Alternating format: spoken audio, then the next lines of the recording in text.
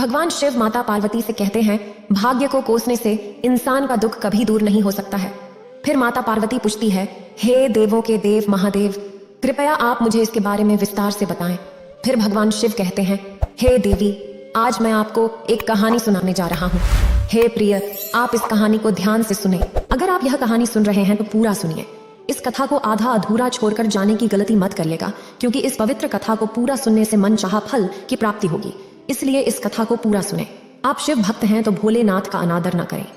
एक समय की बात है, एक व्यक्ति अपने जीवन से बहुत निराश था। वह अक्सर सोचता रहता था कि उसे कैसी जिंदगी मिली है। हर समस्या उसके पीछे पड़ी रहती है, हर दुख उसे ही क्यों घेरता है, हर झमेला उसी के सिर पर क्यों आता है। एक दिन वह इसी तरह बैठा अपने भाग्य को कोस रहा था कि उसकी किस्मत कैसी है, उसकी जिंदगी कैसी है। तभी अचानक एक बाज अपने शिकार को पंजों में दबाकर एक पेड़ पर आ बैठता है और वहीं उसे खाने लगता है।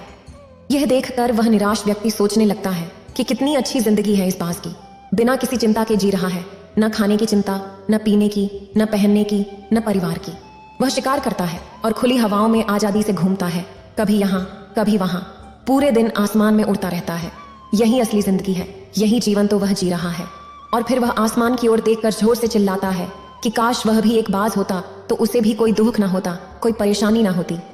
जब वह 2-3 बार जोर से चिल्लाता है कि काश वह भी एक बाज होता, तो अचानक आसमान में बिजली खड़कने लगती है और आसमान से एक आवाज आती है, हे इंसान, क्या हमने सच सुना कि तू हमारी दी हुई जिंदगी से नाखुश है और तू एक बाज बनना चाहता है। इस आकाशवाणी को सुनकर वह व्यक्ति हैरान रह जाता है और आसमान की ओर देखकर कहता है कि हाँ, सच में मैं अपनी इस जिंदगी से बहुत परेशान हूँ, क्योंकि हर परेशानी उसके साथ ही है, हर दुख उसे ही मिलता है, हर तकलीफ उसके ही साथ है। फिर आसमान से फिर एक आवाज आती है कि एक बार फिर विचार कर लो। वैसे हमने तुम्हें एक बहुत ही सुंदर जीवन प्रदान किया है, पर तुम अभी भी चाहते हो कि तुम्हें बाज में परिवर्तित कर दूं, तो हम ऐसा कर देंगे। लेकिन एक बार बाज बन जाने के बाद हम तुम्हें फिर से इंसान नहीं बना सकते। अगर तुम भगवान शिव का 108 बार मंत्र ओम नमः शिवाय का जाप करोगे, तब जाकर इंसान का रूप मिलेगा। इस पर वह व्यक्ति तुरंत उत्तर देता है कि उसने पूरी तरह से सोच लिया है और हमें बाज बनना है। और एक बार बाज बनने के बाद वह कभी नहीं कहेगा कि उसे फिर से इंसान बनना है। तब ऊपर से आवाज आती है कि जैसी उसकी इच्छा, और वह इंसान बाज बन जाता है। बाज बनते ही वह खुले आसमान में उड़ने लगता है, कभी यहाँ तो कभी वहां, और सोचता है कि जीवन कितना आनंदमय है। वास्तविक जीवन तो यही है, बिना किसी चिंता, परेशानी या भय के। वह पूरा दिन आसमान में उड़ता रहता है, कुछ मिनटों के लिए पंख फड़फड़ाता है और फिर बिना पंख मारे हवा में तैरता रहता है। शाम होते ही वह सोचता है कि उसे एक ठिकाने की जरूरत है, एक घर जहां वह रात को आराम कर सके। इसलिए वह छोटी छोटी लकड़ियां इकट्ठा करने लगता है और एक ऊंचे पेड़ पर अपना घोंसला बनाता है। एक एक लकड़ी जोड़कर वह एक सुंदर घोंसला तैयार कर लेता है और रात में उसमें सो जाता है। सोचता है कि सुबह उठकर शिकार करेगा और फिर से मौज मस्ती करेगा, खुली हवाओं में उड़ेगा। सुबह होते ही वह शिकार की तलाश में निकल पड़ता है और हवाओं में उड़ता रहता है, ऊपर से नजारा देखता रहता है। अगर मुझे जमीन पर कोई शिकार दिखाई दे तो मैं फौरन उसे पकड़ लूं और वहीं खा लूं, पर उसे कोई शिकार नहीं मिलता। समय गुजरता जाता है, वह ऊंचाई से लगातार शिकार की तलाश में रहता है, मगर कोई शिकार हाथ नहीं लगता। फिर वह पास के जंगल में चला जाता है, सोचता है कि शायद वहां कोई अच्छा शिकार मिल जाए। वह जंगल के ऊपर और अंदर शिकार की खोज में जुटा रहता है, लेकिन वहां भी कुछ नहीं मिलता। शाम होने को आती है और वह निराश होकर अपने घोंसले की ओर लौटता है। रास्ते में थक कर एक पेड़ पर बैठ जाता है। वहां उसे एक बीमार चिड़िया दिखाई देती है जो घायल है। वह तुरंत उसे पकड़ लेता है, उसके पंख निकाल देता है और उसे खा लेता है। चिड़िया को खाने के बाद वह अपने घोंसले की ओर उड़ जाता है और सोचता है कि चलो बीमार चिड़िया ही सही, कुछ तो खाने को मिला। घोंसले पर पहुंचकर वह आराम करने लगता है और सोचता है कि सुबह एक अच्छा शिकार पकड़ूंगा और अपनी भूख मिटाऊंगा। सुबह होते ही वह शिकार की तलाश में निकल पड़ता है, हवा में उड़ता रहता है, लेकिन आज फिर उसे कोई शिकार नहीं मिलता। वह ऊंचाइयों पर जाकर अपनी तेज नजरों से शिकार की खोज करता है, पर उसे कोई भी शिकार नहीं मिलता। इसके बाद वह नजदीकी जंगल की ओर बढ़ जाता है, परंतु वहां उसे कोई शिकार नहीं मिल पाता। दिन भर उड़ते उड़ते शाम ढलने लगती है। वह निराश होकर वापस लौटने लगता है और रास्ते में एक पेड़ पर विश्राम करता है। सोचता है कि शायद आज भी कोई बीमार चिड़िया उसका इंतजार कर रही हो, पर हर बार तो किस्मत साथ नहीं देती। आज भी उसे कोई बीमार चिड़िया नहीं मिलती और वह थककर अपने घोंसले की ओर चल देता है। घोंसले पहुंचकर वह भूखा प्यासा ही सो जाता है और सोचता है कि कल एक बड़ा शिकार पकड़कर आज की कमी को पूरा करेगा। रात को वह अपने घोंसले में गहरी नींद में होता है कि अचानक एक भयंकर तूफान आता है। तूफान की तेज हवाएं उसके घोंसले को उखाड़कर दूर फेंक देती हैं और वह खुद भी दूर जा गिरता है, जहां एक नुकीली लकड़ी उसके पंजे में घुस जाती है और उसे गहरी चोट पहुंचाती है। तूफान थमने के बाद बारिश शुरू हो जाती है और वह किसी तरह बारिश से बचने के लिए छिप कर बैठ जाता है। रात बड़ी मुश्किल से कटती है। सुबह होते ही बारिश रुक जाती है और चारों ओर खुशियां और हरियाली छा जाती है। नदियां और झरने फिर से बहने लगते हैं और सब कुछ पहले जैसा हो जाता है। पर वह बाज अब पहले जैसा नहीं रहता। उसका पंजा गंभीर रूप से घायल हो जाता है। उसके पंजे में घुसी लकड़ी की वजह से वह बुरी तरह जख्मी हो जाता है। और मैं आपको बता दूं कि बाज के लिए उसका पंजा शिकार पकड़ने के लिए बहुत महत्वपूर्ण होता है, क्योंकि वह अपने पंजों से ही शिकार को पकड़ता है, दबोचता है और फिर अपनी चोंच से नोच कर खाता है। परंतु अब इस चील का पंजा गहरी चोटिल हो गया था और यह 2 दिनों से अन्न के एक दाने को तरस रहा था। यह थोड़ी दूर उड़ता है, आशा करता है कि शायद कोई बीमार पक्षी मिल जाए, पर कहाँ। हर बार बीमार पक्षी मिलना संभव नहीं था। वह कुछ समय तक उड़ता है, लेकिन अंत में भूख और पीड़ा से हारकर एक पेड़ पर जा बैठता है। पेड़ पर बैठने के बाद उसे यह नहीं पता था कि यहाँ उसकी एक और आजमाइश इंतजार कर रही थी। वह आजमाइश यह थी कि 500 कौवों का एक समूह उसे परेशान करने लगता है। वे उसके घाव पर चोंच मारने लगते हैं। उन्हें भी पता चल जाता है कि चील घायल है और भूख के कारण कमजोर भी है। चील उनसे बचने के लिए थोड़ा उड़ता है और फिर कहीं जा बैठता है। वह उनसे छुटकारा पाने की कोशिश करता है, लेकिन वे फिर उसके पीछे आ जाते हैं और यह फिर उड़कर थोड़ी दूर चला जाता है, लेकिन वे उसका पीछा नहीं छोड़ते और बार बार उसके पास आकर उसे परेशान करते हैं। कौवे अक्सर चील के साथ ऐसा करते हैं, लेकिन फिर चील भी उनके साथ एक खेल खेलता है। जब कौवे चील को परेशान करता है और उसका पीछा नहीं छोड़ता है, तो चील सीधी हवा में ऊंची उड़ान भरने लगता है। वह सीधा ऊपर की ओर उड़ने लगता है। कौवे भी उसके पीछे उड़ते हैं, लेकिन कुछ समय बाद उड़ने के बाद कौवे इतनी ऊंचाई पर पहुंच जाते हैं जहां उन्हें सांस लेने में दिक्कत होने लगती है। उनका दम घुटने लगता है, उनकी सांस रुकने लगती है और वे वहां से ऊपर नहीं जा पाते। पर चूंकि चील बादलों से भी ऊपर उड़ सकता है, इसलिए वह ऊपर चला जाता है। लेकिन कौवे ऊपर नहीं जा सकते थे और नीचे आने लगते। इस प्रकार बाज उनसे बच निकलता। परंतु इतनी ऊंचाई पर उड़ने की शक्ति उस बाज में नहीं थी, क्योंकि वह भूखा और घायल था। वह थोड़ी दूरी तक उड़ता और फिर बैठ जाता और कौवे फिर से उसे परेशान करने लगते। इस तरह 1 दिन, 2 दिन, 3 दिन बीत जाते हैं और बाज की हालत और भी खराब होती जाती है। चौथे दिन जब वह बिल्कुल कमजोर पड़ जाता है, उसमें बिल्कुल भी ताकत नहीं बचती और उसका शरीर साथ छोड़ने लगता है, तब वह किसी तरह उड़कर एक अस्पताल की छत पर बैठ जाता है। वहां से आते जाते मरीजों को देखता है और सोचता है कि काश वह इंसान होता तो अपने जख्मों का इलाज करवा लेता या अपनी भूख और परेशानी किसी को बता पाता। लेकिन वह एक बेजुबान पक्षी था जो किसी से मदद नहीं मांग सकता था। इसी सोच में डूबा वह उसी छत पर अपनी आखिरी सांस लेता है। तब उसे याद आता है कि उसे भगवान शिव का मंत्र 108 बार उच्चारण करना है, तब वह इंसान रूप में आ जाएगा। फिर वह 108 बार मंत्र उच्चारण करता है और वह इंसान रूप में आ जाता है। फिर भगवान शिव कहते हैं, इंसान को हमने जैसा भी बनाया है, इंसान को उसी में खुश रहना चाहिए और उसी में अपना सर्वश्रेष्ठ देने की कोशिश करते रहना चाहिए। इंसान को इस बात से परेशान नहीं होना चाहिए कि काश हम कुछ और होते। फिर भगवान शिव कहते हैं, जैसा भी इंसान बनाया गया है उसे उसी में अपना बेहतरीन देने की कोशिश करनी चाहिए।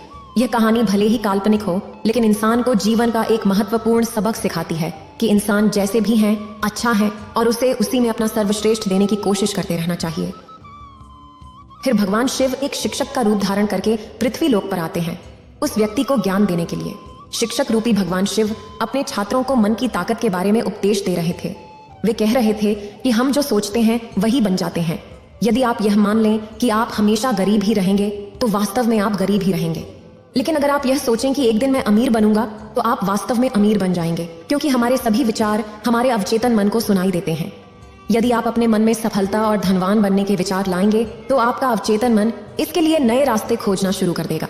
यह आपको नई चीजें सीखने के लिए प्रोत्साहित करेगा और यह सिद्धांत हर क्षेत्र में लागू होता है। यदि आप यह सोचते रहेंगे कि आप में आत्मविश्वास की कमी है, तो आप कभी भी आत्मविश्वास से भर नहीं पाएंगे। सब कुछ आपके सोचने से शुरू होता है, इसलिए हमेशा सकारात्मक सोचें और कभी भी नकारात्मक विचारों को अपने मन में न आने दें। आपका मन एक बगीचा है और आप उसके माली हैं, इसलिए नकारात्मक विचारों को बगीचे में न आने दें, वरना पूरा बगीचा बर्बाद हो जाएगा। शिक्षक यह सब समझा ही रहे थे कि वह व्यक्ति जो मंत्र उच्चारण से इंसान बन गया था, वह यह सब सुन रहा था। फिर वह व्यक्ति ने कहा, गुरुजी, क्या आप हमें मन की शक्ति, विश्वास की शक्ति और जीवन में बड़ा सोचने के चमत्कारों के बारे में और विस्तार से बता सकते हैं? शिक्षक ने मुस्कुराते हुए कहा, बिल्कुल, आज मैं तुम्हें मन की शक्ति, विश्वास की शक्ति और जीवन में बड़ा सोचने के चमत्कारों के बारे में जरूरी बातें बताऊंगा। ध्यान से सुनो। पहली बात, यह विश्वास करो कि तुम जीत सकते हो और तुम जीतोगे। स्वयं पर विश्वास करना सीखो, क्योंकि विश्वास में अपार शक्ति होती है। यकीन रखिए कि आप जिंदगी में काफी ऊंचाइयों को छू सकते हैं, ढेर सारा धन अर्जित कर सकते हैं, सम्मान और प्रसिद्धि पा सकते हैं। इस पर विश्वास कीजिए। परंतु यदि आप स्वयं पर संदेह करते रहेंगे और सोचेंगे कि मैं इस लायक नहीं हूं, तो आप कभी भी प्रगति नहीं कर पाएंगे। इसलिए खुद पर विश्वास रखना सीखिए। अपने आत्मविश्वास को बढ़ाने के लिए इन 3 उपायों को अपनाइए। पहला, किसी भी काम को आरंभ करने से पहले यह सोचें कि मैं इसमें अवश्य सफल होऊंगा। कभी यह न सोचें कि मैं सफल हो सकता हूँ। काम शुरू करने से कुछ दिन पहले से ही खुद से कहना शुरू कर दें कि मैं इसमें सफल होकर रहूंगा, और यह बात पूरे आत्मविश्वास के साथ और बार बार कहें। दूसरा, खुद को यह याद दिलाते रहें कि आप जितना सोचते हैं उससे कहीं अधिक सक्षम हैं। दूसरों की आलोचना पर ध्यान न दें, क्योंकि लोग तो भगवान को भी नहीं छोड़ते। इसलिए दूसरों की नहीं, अपनी आवाज सुने, और वह आवाज है, मैं एक दिन बड़ा काम करके दिखाऊंगा, मुझे खुद पर पूरा भरोसा है। और तीसरा, हमेशा बड़े लक्ष्य का चयन करें। बड़े और महान लक्ष्य व्यक्ति को अधिक मेहनत और बड़े त्याग के लिए प्रेरित करते हैं। यदि कोई व्यक्ति चांद को अपना लक्ष्य बनाता है तो वह चांद तक पहुंच ही जाता है। इसलिए उच्च लक्ष्य निर्धारित करें और उन्हें प्राप्त करने के लिए कठिन परिश्रम करें। बहानेबाजी से दूर रहें। अक्सर लोग बड़ी उपलब्धियों से चूक जाते हैं क्योंकि वे बहाने बनाते हैं। बहाने जैसे कि मेरी बुद्धि कम है, स्वास्थ्य ठीक नहीं है, उम्र ज्यादा हो गई है, किस्मत साथ नहीं देती, या समय अनुकूल नहीं है। इन्हें छोड़कर देखें कि आपके पास क्या है और आप क्या कर सकते हैं। अगर तुरंत बड़ा काम नहीं कर सकते तो छोटी शुरुआत करें और धीरे धीरे उसे बड़ा बनाएं। अपने आत्मविश्वास को मजबूत करें और डर का सामना करें। जिस काम से डर लगता है उसे छोटे हिस्सों में बांटें और एक एक करके पूरा करें। जैसे अगर भीड़ के सामने बोलने में डर लगता है तो पहले अकेले में अभ्यास करें, फिर दोस्तों के सामने, और धीरे धीरे आप एक अच्छे वक्ता बन जाएंगे। बड़ा सोचें और अपनी शब्दावली से नकारात्मक शब्द हटाएं, जैसे कि दुनिया बुरी है, सब मेरा फायदा उठाते हैं, मेरी औकात नहीं है, छोटा काम ही काफी है। इसके बजाय सकारात्मक शब्दों का प्रयोग करें, जैसे कि हाँ, यह मुश्किल है लेकिन मैं सीख सकता हूँ, सभी लोग बुरे नहीं होते, कुछ मददगार भी होते हैं, मेरी जिंदगी खुशहाल है और आगे भी रहेगी। हमेशा उन लोगों से प्रेरणा लें जो पहले आपसे भी ज्यादा मुश्किल हालात में थे, फिर भी आज वे बहुत सफल हैं। बड़ी सोच विकसित करने के लिए उत्कृष्ट किताबें पढ़ें और उन लोगों के साथ रहें जो बड़े विचार रखते हैं। साथ ही अपने काम से मोहब्बत करना भी सीखें। टाल मटोल की आदत को त्यागें और दूसरों के काम को फौरन पूरा करें। अपने लिए काम का बोझ न बढ़ने दें। इससे आप अनुशासित और खुश रहेंगे, आत्मसम्मान महसूस करेंगे और लोग भी आपका सम्मान करेंगे। नकारात्मक सोच वाले लोगों की बातों को अनदेखा करें और अपने बड़े लक्ष्य पर ध्यान केंद्रित रखें। जब कोई आपका मजाक उड़ाए या आलोचना करे तो धैर्य बनाए रखें और प्रतिक्रिया न दें। ऐसे लोग आपके व्यवहार को देखकर खुद ही शांत हो जाएंगे। 5वां, अपने अवचेतन मन की शक्ति को पहचानें। हमारा मन बहुत ही अद्भुत तरीके से काम करता है। उदाहरण के लिए, एक सामान्य व्यक्ति से अगर कहा जाए कि वह एक बड़ी भीड़ के सामने भाषण दे तो वह घबरा जाएगा, उसकी सांसें तेज हो जाएंगी, दिल जोर से धड़कने लगेगा और मुंह सूखने लगेगा। लेकिन वही व्यक्ति अपने घर में या दोस्तों के बीच उसी विषय पर घंटों तक बात कर सकता है बिना किसी परेशानी के। ये दिखाता है कि कई बार हमारा मन हमारे नियंत्रण में नहीं होता और उस समय हमारा अवचेतन मन हम पर हावी हो जाता है। हमारे अवचेतन मन में असीम शक्तियां होती हैं, इसलिए इसकी शक्ति का उपयोग करना और इससे बात करना सीखें। अगर आप इससे बात करना सीख जाते हैं तो आप इससे कुछ भी करवा सकते हैं। हमारा अवचेतन मन सोने से पहले और जागने के बाद सबसे अधिक सक्रिय होता है। इसलिए जो कुछ भी आप प्राप्त करना या बनना चाहते हैं उसे जोर से कहकर अपने अवचेतन मन को समझाएं। उदाहरण के लिए, मैं खुश रहना चाहता हूँ, मैं धनी बनना चाहता हूँ, मैं एक अच्छा वक्ता बनना चाहता हूँ। लेकिन इसे कई दिनों तक बिना किसी संदेह या शक के करना होगा। ऐसा ना हो कि आप एक ओर कहें कि मैं अमीर बनना चाहता हूँ और दूसरी ओर सोचें कि मैं कभी ऐसा नहीं कर पाऊंगा। दो विपरीत विचार मन में नहीं होने चाहिए। इससे अवचेतन मन भ्रमित हो जाता है और भय से भरे निर्णय लेने लगता है जो अक्सर हमें हानि पहुंचाते हैं। फिर शिक्षक कहते हैं, अपने आसपास के माहौल को सुधारें। आपके जीवन पर आपके आसपास के माहौल का भी गहरा असर पड़ता है, इसलिए अपने माहौल पर ध्यान दें। अपने माहौल को सुधारने के लिए आप ये 5 काम कर सकते हैं। पहला, संकीर्ण सोच वाले लोगों के साथ कम समय बिताएं। दूसरा, केवल सफल लोगों से सलाह लें, असफल और चालाक लोगों से नहीं। तीसरा, अगर आपके आसपास सफल और उच्च सोच वाले लोग नहीं हैं तो अच्छी किताबें पढ़ें और ज्ञान अर्जित करें। चौथा, किसी के बारे में नकारात्मक न बोलें और न ही किसी की बुराई करें। अफवाहों पर कभी भरोसा न करें और उन्हें आगे न बढ़ाएं। सबूतों की मांग करें और अपने काम में सुधार की दिशा में लगातार काम करें ताकि अच्छे लोग आपसे जुड़ें। फिर गुरु ने कहा कि अपने सोचने के तरीके को दोस्त बना लें, क्योंकि यही हमारा नजरिया होता है। कुछ लोग थोड़ा धन कमाकर खुद को बहुत अमीर मान लेते हैं और दूसरों को हेय समझने लगते हैं। जबकि कई लोग अपार धन होने पर भी विनम्र रहते हैं और सभी का सम्मान करते हैं। इसलिए हर किसी का सोचने का तरीका अलग होता है। अब बात करते हैं उस नजरिए की जो व्यक्ति को सफलता की ओर ले जाता है। पहला, मानसिक रूप से मजबूत रहें और खुद को कभी कमजोर न समझें। दूसरा, कर्म प्रधान नजरिया रखें और दूसरों की मदद करें। तीसरा, दूसरों से ज्यादा मेहनत करने की सोच रखें जिससे सफलता की संभावना बढ़े। फिर गुरुजी कहते हैं कि नैवी आदतें, हमें दूसरों के प्रति सकारात्मक सोच रखनी चाहिए, सवचन बोलने चाहिए और अच्छे कर्म करने चाहिए, क्योंकि हमारी छवि समाज में दूसरों के व्यवहार से बनती है। यदि आप किसी एक व्यक्ति के साथ गलत व्यवहार करते हैं तो वह व्यक्ति 10 और लोगों को इसके बारे में बताएगा। फिर वे 10 लोग और 10 लोगों को बताएंगे और इस प्रकार आपकी नकारात्मक छवि बन जाएगी। इसलिए हर किसी का सम्मान करें और आदर पूर्वक बात करें। इसमें कोई खर्च नहीं होता बल्कि लाभ ही लाभ होता है। कुछ लोग दूसरों की कमजोरियों का मजाक उड़ाने की आदत रखते हैं, लेकिन ऐसा कभी न करें। और अगर कोई ऐसा कर रहा हो तो उस व्यक्ति का साथ दें और दूसरों को भी समझाएं कि वे उसका मजाक न उड़ाएं। इससे वह व्यक्ति आपका सम्मान करेगा और जब भी मौका मिलेगा आपकी मदद करेगा। इसी तरह दूसरों की गलतियों को माफ करना और उन्हें सुधारने का मौका देना भी सीखें, क्योंकि इस दुनिया में कोई भी पूर्ण नहीं होता। सभी में कुछ न कुछ कमियां होती हैं और सभी से कभी न कभी गलतियां होती हैं। काम में लगने की आदत डालें, क्योंकि कई लोग दिन भर बिस्तर पर लेटे लेटे सिर्फ सपने देखते और योजनाएं बनाते रहते हैं। सोचते हैं कि मैं यह करूंगा, वह करूंगा, सबको दिखा दूंगा कि मैं क्या हूं, लेकिन दिन गुजर जाता है और वे कुछ नहीं कर पाते। इसलिए कम सोचें, कम बोलें और ज्यादा करें। अगर पढ़ना है तो सिर्फ सोचने में समय न गवाएं, पढ़ाई शुरू कर दें। जब आप पढ़ाई में बैठेंगे तो धीरे धीरे मन लगने लगेगा। जितना जरूरी हो उतना सोचें, जरूरी योजना बनाएं और काम में जुट जाएं। जो काम अभी खत्म किया जा सकता है उसे तुरंत करें, ज्यादा ना सोचें। किसी भी काम की योजना बनाने में सिर्फ 5% समय लगाएं और 95% समय काम करने में। हर काम को पहली बार में परफेक्ट करने की चिंता न करें, बस शुरुआत करें। समय के साथ सुधार होता जाएगा। असफलता से सबक लेना सीखें। हर असफलता में एक सीख छिपी होती है। जो इसे सीख लेता है वह उस काम में दोबारा सफल होता है। छोटे युद्ध में हारने पर भी बड़े युद्ध में हार ना माने। अगर किसी काम में असफल हो भी जाए तो यह न सोचें कि जिंदगी में हार गए। आगे चलकर आप बड़ी सफलताएं हासिल कर सकते हैं। इसीलिए असफलता से न डरें, उसे सफलता में बदलने की कोशिश करें। अतीत की सफलताएं भविष्य नहीं बनाती। आज आप क्या करते हैं वही आपके भविष्य को तय करता है। यदि भूतकाल में किसी ने तुम्हें अपशब्द कहा हो तो उसे दिल पर मत लो, बल्कि उसे नकार दो और अपनी मेहनत से उन्हें गलत साबित करो। इससे तुम्हारी आलोचना करने वालों की बोलती बंद हो जाएगी। हर व्यक्ति जो आज असफल है उसने कभी ना कभी असफलता का सामना किया है। इसलिए स्वयं को प्रेरित करते रहो। दूसरों से प्रेरणा की अपेक्षा मत रखो। प्रतिदिन कुछ समय अकेले में बिताओ, व्यायाम करो और अपने मन को शांत रखने की कोशिश करो। बिना लक्ष्य के जीवन जीना उस नाव की सवारी के समान है जिसकी कोई मंजिल नहीं होती। तो आप कहां पहुंचेंगे? इसलिए लक्ष्य निर्धारित करने की आदत डालो। लक्ष्य एक दिन, एक सप्ताह, एक महीने, एक वर्ष या 10 वर्ष का भी हो सकता है। जैसे आज का लक्ष्य व्यायाम करना या ध्यान लगाना हो सकता है। एक सप्ताह का लक्ष्य कोई छोटा काम पूरा करना या एक किताब पढ़ना हो सकता है। महीने का लक्ष्य किसी बुरी आदत जैसे धूम्रपान या शराब छोड़ना हो सकता है। एक वर्ष का लक्ष्य किसी नई भाषा सीखना, नया कौशल हासिल करना या किसी परीक्षा को पास करना हो सकता है। इसलिए हमेशा लक्ष्य बनाकर काम करने की आदत डालो और खुद को आगे बढ़ाओ। इससे आपका व्यक्तित्व एक नए स्तर पर पहुंचेगा और आपको हर काम में सफलता मिलेगी। साथ ही लोग भी आपको देखकर आश्चर्यचकित होंगे। लेकिन लक्ष्य के साथ अनुशासन भी जरूरी है। कहीं ऐसा ना हो कि आपने लक्ष्य तो सेट कर लिया हो पर काम कुछ किया ही ना हो। भले ही दिन में 15 मिनट ही सही, लेकिन नियमित रूप से व्यायाम करें। उस व्यक्ति की तरह न बने जो एक दिन 3 घंटे कसरत करता है और फिर महीनों तक नजर नहीं आता।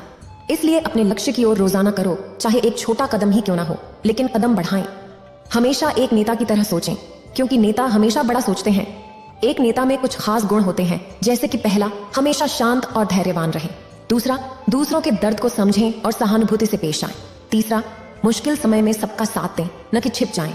चौथा, हमेशा आगे बढ़ने की सोचें और इसके लिए मेहनत भी करें। पांचवा, कठिन समय में लोगों को प्रेरित करें। छठा, कभी घमंड न करें और विनम्र बने रहें। साथ ही हमेशा अकेले में पहले से सोच लें कि किसी भी परिस्थिति का सामना कैसे करना है और क्या कहना है। नकारात्मक लोगों की बातों को अनसुना करें। उनसे उलझने की बजाय बस मुस्कुराएं और आगे बढ़ें, क्योंकि आपके पास बहुत सारे शानदार लक्ष्य हैं। अपनी ऊर्जा को उनके लिए संजो कर रखें। 14वां और आखिरी सुझाव है कि जीवन के कठिन समय में भी विशाल सोच रखें। अक्सर कठिनाइयों के दौरान लोग धैर्य खो देते हैं और बड़े सपने देखना छोड़ देते हैं। इससे वे कभी भी महान सफलता प्राप्त नहीं कर पाते। इसलिए बुरे समय में भी बड़े सपने देखने की आदत डालें। जब लोग आपको नीचा दिखाने की कोशिश करें, जब आपका मन कहे कि आप यह नहीं कर सकते, जब झगड़े की स्थिति आ जाए, जब आप खुद को हारा हुआ महसूस करें, जब कोई संबंध बिगड़ने लगे, जब समय अनुकूल न हो और निराशा चारों ओर हो, तब भी बड़े सपने देखें। हर परिस्थिति में बड़े सपने देखने में जादू होता है, इसलिए इस जादू का लाभ उठाएं और जीवन में अपनी इच्छित सफलता प्राप्त करें। इतना कहकर भगवान शिव कैलाश पर्वत के लिए प्रस्थान कर गए। इस वीडियो को बोलते समय कोई त्रुटि हो तो मैं क्षमा चाहती हूँ। उम्मीद है आप सभी को यह वीडियो अच्छी लगी होगी। अगर आप शिव के सच्चे भक्त हैं तो चैनल को सब्सक्राइब और वीडियो को लाइक करके कमेंट में हर हर महादेव लिख दीजिए।